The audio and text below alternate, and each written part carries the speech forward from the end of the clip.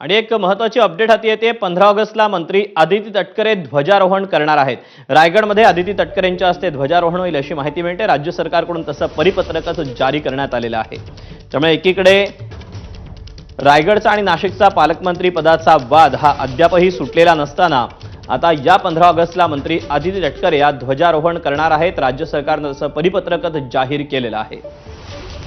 तर तिकडे नाशिकमध्ये देखील मंत्री गिरीश महाजन हे ध्वजारोहण करणार असल्याचं समजतंय। त्यामुळे आता या दोघांच्या नावावर शिक्कामोर्तब झालंय का अशी चर्चा देखील आता लागलीच सुरू झालेली आहे।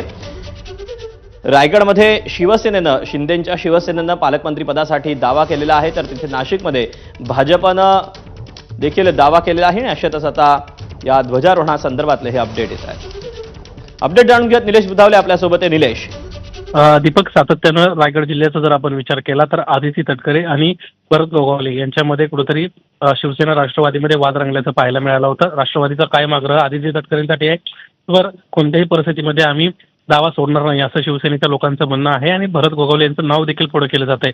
असं असताना आदिती तटकरे यांना ध्वजारोहणाची संधी मिळणं म्हणजे नक्कीच एकनाथ शिंदेच्या शिवसेनेसाठी कुठेतरी ही नाराजी ठरू शकते। या संदर्भात आता काही घडामोडी करतायत का किंवा नाराजी व्यक्त करतायत का शिवसेनेचे लोक हे पाहणं महत्त्वाचं राहणार आहे। अशाच पद्धतीचा एक दुसरा अंक म्हणजे नाशिक जिल्ह्यामध्ये देखील आपण पाहतोय मागच्या अनेक दिवसांपासून पालकमंत्री पदावरून सातत्यानं नाराजी होताना पाहायला मिळते। गिरीश महाजन जे भाजपचे मंत्री आहेत ते त्या ठिकाणी ध्वजारोहण करताना आपल्याला पाहायला मिळणार आहे। त्यामुळे पुन्हा एकदा स्थानिकांना डावलल्याचं आपल्याला पाहायला मिळते। एकंदरीतच 15 ऑगस्टचा ध्वजारोहण सोहळा पुन्हा एकदा शिवसेना आणि राष्ट्रवादीसाठी कुठेतरी नाराजीचा सूर होऊ शकतो। स्वाभाविकच या अनुषंगानं काय नेमकं सरकारमध्ये घडतंय पाहणं महत्त्वाचं असेल। निलेश, धन्यवाद दिलेल्या सविस्तर माहितीबद्दल।